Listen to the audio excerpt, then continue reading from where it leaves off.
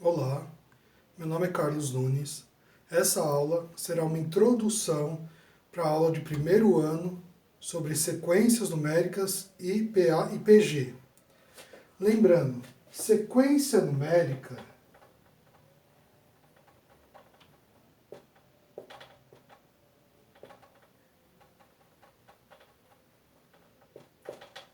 ela é qualquer tipo de sequência de números. Não importa a forma como está sendo apresentados os números. Elas podem ter um padrão, sempre seguindo uma certa ordem, pode ser outros padrões ou qualquer outro. Não precisa seguir sempre uma certa regra. Então, a sequência numérica pode ser, por exemplo, 2, 3, 8 e 5. 2, 3, 8 e 5. Veja que vai ser sempre a sequência. 2, 3, 8 e 5. Pode ser números diferentes, qualquer um, mas sempre vai ser desse jeito. E o importante numa sequência de número qualquer, seja qual for, é que teremos o primeiro termo, que será chamado de A1. O segundo termo será chamado de A2. O terceiro termo, chamado de A3. O quarto termo, chamado de A4. E assim infinitamente. O último termo deles vai ser um termo geral de todos, que é o N. E por sua vez, está vendo? 1 a 1, 2 a 2. O N vai ser o AN. Ele vai ser a representação de qualquer valor aqui. Agora vamos mostrar o que é uma PA. Uma PA, que é uma progressão aritmética, ela segue uma ordem. Ela pode ser ou uma soma, que vai somando entre os dois elementos, ou uma diferença, que vai subtraindo entre os dois elementos. Por exemplo, se nós tivermos essa sequência 3, 7, 11, 15 e assim por diante, a diferença que nós temos entre cada um deles vai ser chamado de razão. E essa razão é a contagem que está sendo entre eles.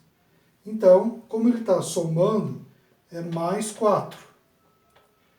Agora, se fosse negativo, por exemplo, 7, 4, 1, menos 2, menos 5, veja que está diminuindo de 3 em 3.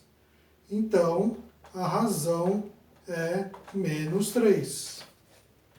Veja que a razão pode ser positiva quando ela vai somando entre os valores. Pode ser negativa porque está subtraindo entre os valores. Agora, APG é uma forma diferente de sequência numérica. APG ela pode ser uma multiplicação, em que a razão se chama Q, e a gente vai multiplicando entre eles. E pode ser uma divisão, em que a gente vai dividindo entre eles, e a divisão que a gente faz nos exercícios é assim. Se ele está dividindo por 2, a gente vai colocar sobre 2 e 1 em cima. Por exemplo, 3, 6, 12, 24 e assim por diante. Veja que entre cada um deles está multiplicando por 2. Então a sua razão vai ser 2. Agora, se por exemplo for